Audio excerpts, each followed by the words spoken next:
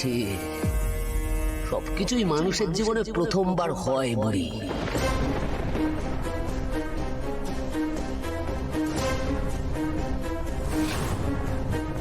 বাবা, এই বন্দুকটাও কি সঙ্গে করে নিয়ে যাচ্ছ? ও ও ও ও ও মানে এখন তো বন্দুকটা নিয়ে যেতেই হবে, মানে তোমাদের মাথার উপরে ছাদ নেই। এবার দেখো তোমার এই গুন্ডা নাতি লোকের মাথায় বন্দুক ধরে যদি কিছু একটা করতে পারে। দেখো দেখো দেখো পুরি, এই কষ্টটা না পেতে হতো না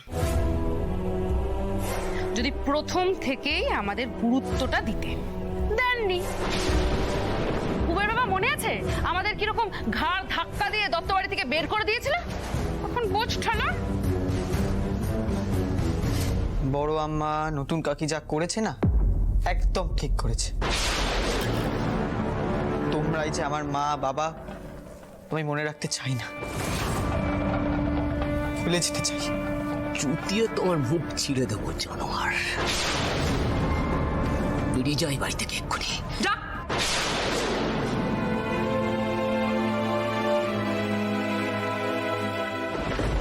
দাদা দাদা, আমি অনুরোধ করছি, আমাদেরকে এত রাতে এই বাড়ি থেকে বেরিয়ে যেতে বলবেন না। এত রাতে ঠাম্মিকে নিয়ে কোথায় যাব? তারপর পর্ণা প্রেগনেন্ট। আজকে রাতটুকু অন্তত থাকতে দিন প্লিজ। এই অনেক ভ্যাজ ভ্যাজ করেছে জানো তো, অনেকক্ষণ ধরে ভ্যাজ ভ্যাজ করেই চলেছে, না করেই চলেছে। 1 ঘন্টা সময়ের মধ্যে যদি না বেরোতে পারো না, ঘাড় ধাক্কা দিয়ে এবার থেকে টানতে টানতে বের করে দেবো একদম।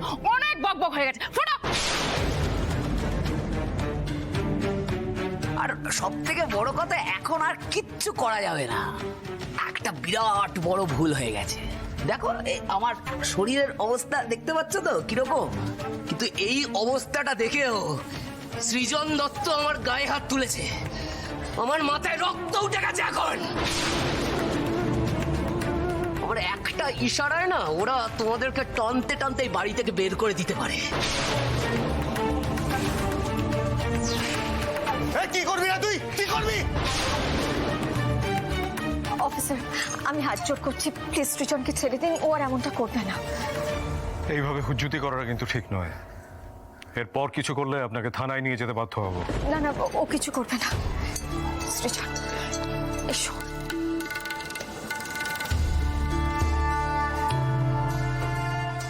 বড় খোকা, আজকে আমি মা হয়ে তোদের অভিশাপ দিচ্ছি। আজ তোমাদের অভিশাপে ও আর কিচ্ছু হবে না। তোমরা বরং এখন এসো এসো এসো এসো।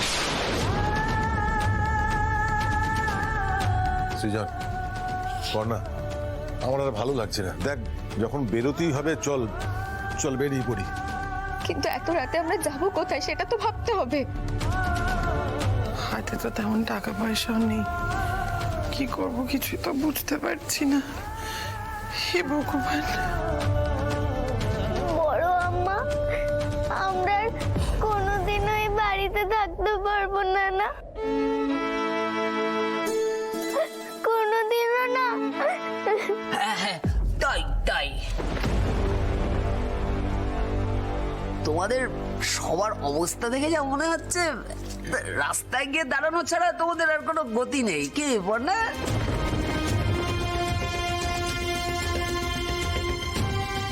না না,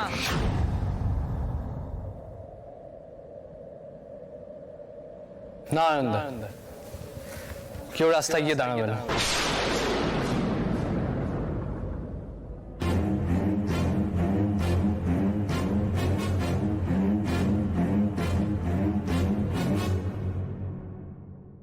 ব্যাস ব্যাস ব্যাস ব্যাস, কুবের বাবা চলে এসছে, আর একজন চলে এসছে। ডায়লগ বাজ। না না, শুরু করো শুরু করো, ডায়লগ দাও দাও দাও, তুমি দাও।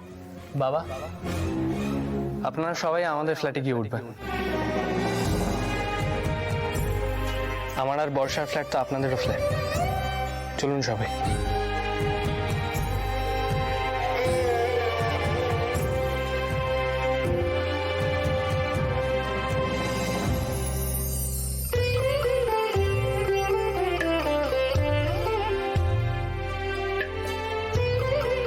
সৃজন চলো,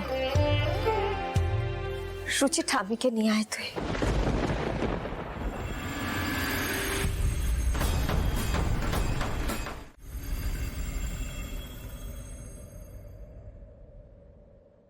বুবাইকে ঘুম পাঠিয়ে দিয়ে এলাম। আপনারা ঠিক মতো কেউ বুঝতে পারছেন না, তাই না? আসলে কি বলুন তো, আমাদের ছোট 2 কামরা ফ্ল্যাট, আমি বুঝতে পারছি এতজন মিলে থাকতে অসুবিধা হচ্ছে। ঠিক আছে, আমি না এই ফার্নিচারগুলো সরানোর ব্যবস্থা করছি, দাঁড়ান। পিকলু, এত ব্যতিব্যস্ত হওয়ার দরকার নেই, কিচ্ছু করতে হবে না। পিকলু, তুই যে আমাদের কত উপকার করেছিস তা তুই নিজেও জানিস না। বেঁচে থাকতে গেলে খাদ্য, বস্ত্র, বাসস্থান, এই 3টে জিনিস সবচেয়ে জরুরি। সেই বাসস্থান মানে আমাদের মাথার উপর থেকে ছাদটাই তো কেড়ে নেওয়া হয়েছে। তুই আমাদের এত সুন্দর একটা ছাদ দিয়েছিস, আর কি চাই? কথায় আছে না, যদি হয় সুজন, তেঁতুল পাতায় নজন। আমাদের শোয়ার কোনো অসুবিধা হবে না, নিচের ঢালা বিছানা করে নেবো, নিচে কয়েকজন শুয়ে পড়বে আর কয়েকজন বিছানায়। আচ্ছা, আমি এক্ষুনি ব্যবস্থা করছি, তোষক চাদর সব নিয়ে আসছি ওই ঘর থেকে।